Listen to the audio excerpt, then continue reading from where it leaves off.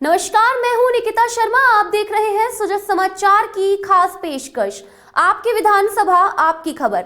इस विशेष बुलेटिन में हम आपको दिखाएंगे आपके क्षेत्र, आपकी विधानसभा से जुड़ी वो तमाम खबरें जो मुख्यमंत्री श्री भजनलाल शर्मा के नेतृत्व में प्रदेश के विकास, सुशासन और जनकल्याण की कहानी कहती हैं। वित्त मंत्री दिया कुमारी ने राजस्थान बजट 2026-27 में शेखावटी क्षेत्र को यमुना जल उपलब्ध कराने की बड़ी घोषणा की है। लंबे समय से किसान सिंचाई पानी की कमी से परेशान थे। यमुना जल मिलने से खेती को फायदा होगा और उत्पादन बढ़ेगा। वहीं झुंझुनू में एयरपोर्ट की संभावनाओं पर स्टडी कराने की भी घोषणा हुई है, जिससे व्यापार और पर्यटन को बढ़ावा मिलेगा। वहीं सैनिकों और पूर्व सैनिकों के लिए एक विशेष केंद्र स्थापित किया जाएगा। साथ ही शेखावटी की ऐतिहासिक हवेलियों को संरक्षित कर पर्यटन के रूप में विकसित किया जाएगा। क्षेत्र में इन घोषणाओं से खुशी और उम्मीद का माहौल है। बहुत शानदार बजट पेश हुआ और विशेष करके शेखावाटी के तो तीनों जिलों के लिए तो एक बहुत बड़ी सौगात दी है। यमुना जल समझौते को जो जमीन पर लाने के लिए 3200 करोड़ रुपए की तो तीनों जिलों के लिए एक बहुत बड़ी समस्या थी। उसके लिए माननीय मुख्यमंत्री जी और वित्त मंत्री दिया कुमारी जी का, भजनलाल जी का धन्यवाद ज्ञापित करते हैं पूरे शेखावाटी के लोग। इस बात के लिए जो 35 साल से जो समस्या थी उसका निदान आज एक किनारे पे आ गया है। 3200 करोड़ रुपए की सौगात देना बहुत बड़ी धन्यवाद की बात है। शेखावाटी के लिए बहुत बड़ी सौगात है। और दूसरा जो यहाँ पूर्व सैनिकों के जो मेमोरियल बना हुआ है उनके लिए भी उन्होंने बजट का प्रावधान किया है। और झुंझुनू सीकर के लिए एयरपोर्ट का बढ़ावा देने के लिए तो बड़ा विस्तार से बड़ा एयरपोर्ट बनाने की घोषणा की है। इन सब बातों के लिए और सड़कों की जो बड़ी घोषणा की है उसमें भी हमें उम्मीद है कि झुंझुनू को जो सड़कें खराब हैं वो भी ठीक करने के लिए उसका भी बजट का प्रावधान किया है। इस बात के लिए ऐसा शानदार बजट जो देश आज़ाद होने के बाद में जो अपने शेखावाटी की बड़ी समस्या थी उसको दूर करने के लिए इन्होंने जो 3200 करोड़ रुपए दिए सबसे बड़ी घोषणा है। हमारे लिए बड़ी सौभाग्य की बात है शेखावाटी के तीनों जिलों के लिए। बहुत बड़ी खुशी की लहर है। झुंझुनू जिले के अंदर पानी की अति आवश्यकता थी।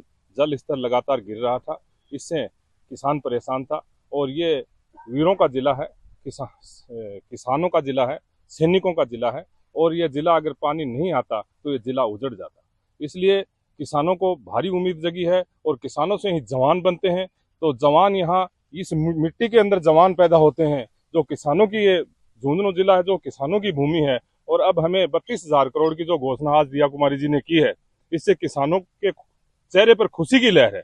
और हमें उम्मीद है कि जल्द से जल्द ये धरातल पर आएगी और यहाँ पानी आएगा और तो किसान खुशी से झूम उठेगा। यहाँ जो उजड़ गई थी खेती, जो खेत थे वो हरियाली देखने से ऐसे लगते थे कि कई खेतों में तो हरियाली है ही नहीं। बहुत से खेत कहीं कहीं हरियाली देखने को मिलती थी। अभी सभी खेतों में ऐसी उम्मीद जगी है कि सभी खेत एक लहलाएंगे और हरियाली से भर जाएंगे। हमें बहुत खुशी हुई है। ये घोषणा को अच्छी तरह से देख रहे हैं और ये बढ़िया काम कर रहे हैं। जो सूर्य गाथा है ये वीरा की भूमि है। योजना में अनेक वीर हैं, अनेक वीर शहीद हुए हैं। अगर वो बनेगो तो लोग आने जाने देखेंगे, उनका बाल बच्चा भी देखेंगे तो एक नाम होगा सेना को। और सेना की दृष्टि से बढ़िया है, हमारे देखने में भी बढ़िया काम है। अगर ये घोषणा हुई है, ये करे तो धरातल में लाओ तो बढ़िया है। ये तो अच्छी घोषणा हुई। झुंझुनू है, सिक्कर है, चूरू है, पर्यटक की नजर से भी अच्छे कस्बे थे। यहाँ दो देश विदेश से सैलानी आते हैं। और ये जो घोषणा हुई है यहाँ झुंझुनू में जो ये एयरपोर्ट बनेगा, एयरपोर्ट की अच्छी घोषणा है। हम सरकार की सराहना करते हैं। इसको धरातल पे जल्दी से जल्दी लागू किया जाए तो यहाँ का कस्बा विकास की दृष्टि से में बहुत अच्छी तरीके से प्रगति करेगा और ये अच्छा काम होगा। मुख्यमंत्री श्री भजनलाल शर्मा के निर्देश पर राज्य पीसीपी एनडीटी प्रकोष्ठ के निदेशक डॉक्टर राकेश कुमार मीणा ने टोंक जिला अस्पताल के ट्रॉमा सेंटर का निरीक्षण किया। उन्होंने सीएमएचओ से जानकारी लेकर वार्ड, दवा वितरण केंद्र और अन्य सुविधाओं की जांच की।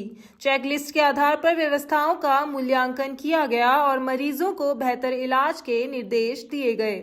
इसी के साथ ही जरूरी उपकरणों की मांग राज्य स्तर पर भेजने को कहा। इसके बाद उन्होंने सोनोग्राफी केंद्रों का निरीक्षण कर रिकॉर्ड जांचे। निरीक्षण के दौरान संबंधित अधिकारी मौजूद रहे। पोखरण में आयुर्वेद विभाग और राष्ट्रीय आयुष मिशन के संयुक्त तत्वावधान में निशुल्क आयुर्वेद शार सूत्र शल्य चिकित्सा शिविर लगाया जाएगा। एसडीएम हीर सिंह चारण, शिविर प्रभारी डॉक्टर चारुलता बेगड़ एवं वरिष्ठ आयुर्वेद कंपाउंडर सूरजमल ने शिविर का पोस्टर विमोचन किया। ये शिविर 16 से 25 फरवरी तक शिविर उर्मूल मरुस्थली बुनकर विकास समिति परिसर में आयोजित होगा। इसमें अर्श, भगंदर और परिकर्तिका रोगों का उपचार किया जाएगा।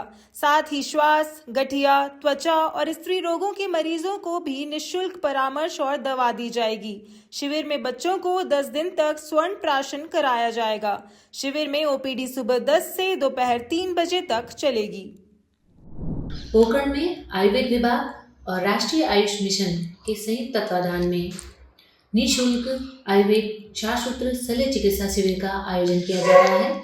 यह शिविर 16 फरवरी से 25 फरवरी तक उर्मूल मरुस्थली बुनकर विकास समिति पोखरण में आयोजित किया जाएगा। इस शिविर में अर्श, भगंदर, परिकर्तिका आदि समस्त गुदागत रोगों का राजस्थान के विशिष्ट विशेषज्ञों द्वारा बिना किसी चीरफाड़ के शास्त्रोक्त विधि से उपचार किया जाएगा। इसके अतिरिक्त इस शिविर में श्वास, कांस, गठिया, त्वचा रोग, स्त्री रोगों आदि अन्य सामान्य रोगों का भी इलाज निःशुल्क परामर्श और उपलब्ध औषधियों द्वारा किया जाएगा। बच्चों के लिए विशेष रूप से 10 दिन तक लगातार स्वर्ण प्राशन संस्कार का भी आयोजन होगा। इस शिविर में आयुर्वेद की विशिष्ट विधाएं, अग्निकर्म और विद्धकर्म से भी बीमारियों का उपचार होगा। शिविर में ओपीडी का समय प्रातः 10 बजे से दोपहर 3 बजे तक निर्धारित है। राजस्थान की भजनलाल सरकार ने तीसरा बजट विधानसभा में पेश किया। वित्त मंत्री दिया कुमारी ने मुख्यमंत्री श्री भजनलाल शर्मा के दूरदर्शी विजन विकसित राजस्थान 2047 को साकार करने की दिशा में कई बड़े ऐलान किए। राजस्थान बजट को लेकर सिरोही जिले वासियों में खुशी का माहौल है। सिरोही विधायक व राज्य मंत्री श्री ओटाराम देवासी ने कहा कि राज्य सरकार का बजट 2026-27 विकसित राजस्थान 2047 की परिकल्पना को साकार करने वाला बजट है। यह प्रदेश को संकल्प से सिद्धि, नियत से नीति और आकांक्षा से उपलब्धि की ओर आगे बढ़ाएगा। बजट में सिरोही जिले के लिए भी अनेक महत्वपूर्ण घोषणाएं की गई हैं। लोगों ने बजट का स्वागत करते हुए प्रसन्नता व्यक्त की है। बजट में सिरोही के विकास को गति मिलेगी, रोजगार बढ़ेगा और ग्रामीण क्षेत्रों को बड़ी राहत मिलेगी।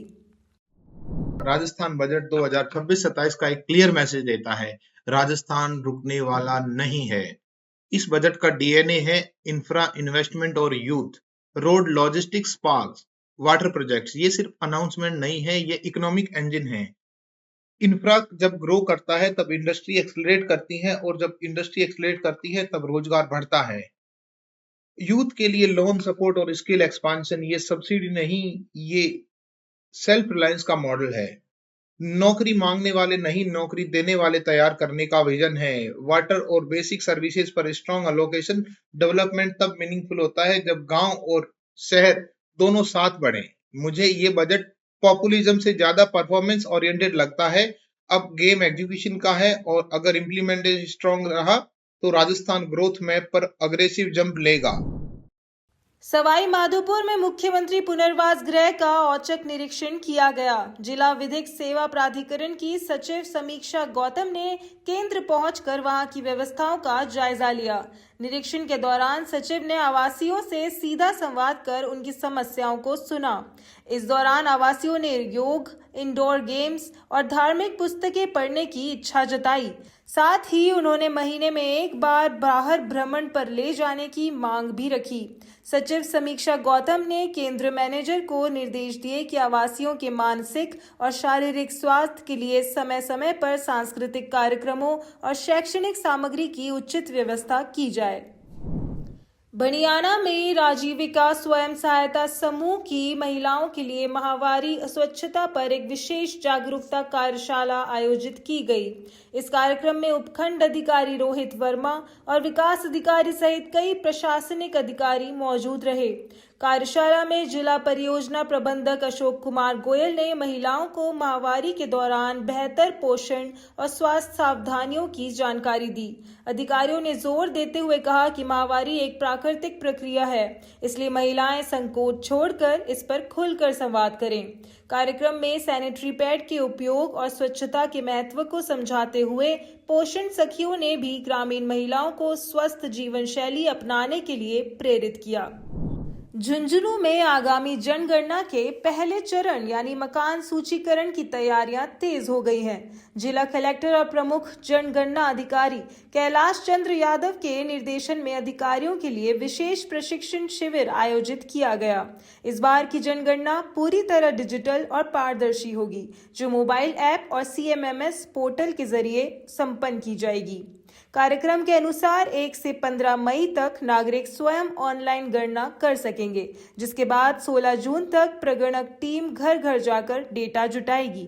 अतिरिक्त जिला कलेक्टर अजय कुमार ने अधिकारियों को यह कार्य समयबद्धता के साथ करने के निर्देश दिए हैं। आज ये जनगणना जो 2027 का कार्य स्टार्ट हो रहा है, तो उसमें जो प्रथम चरण में सबसे जो पहली महत्वपूर्ण चीज़ होती है कि हमारे जो चार्ज अधिकारी हैं उनको ट्रेनिंग का कार्य आज प्रथम चरण में दिया जा रहा है। इसमें हमारे जो भी तहसीलदार हैं और EO हैं और DCs हैं, उनको चार्ज अधिकारी बनाया गया है और उनके आज से 2 दिन की ट्रेनिंग यहाँ पर रखी गई है। जयपुर से हमारे मास्टर ट्रेनर पधारे हैं जो इस ट्रेनिंग को देंगे। आपकी विधानसभा आपकी खबर बुलेटिन में आज के लिए इतना ही। फिर मिलेंगे नई खबरों के साथ। तब तक के लिए देखते रहिए सुजस समाचार। हमारे चैनल को लाइक, सब्सक्राइब और शेयर करना ना भूलें। धन्यवाद।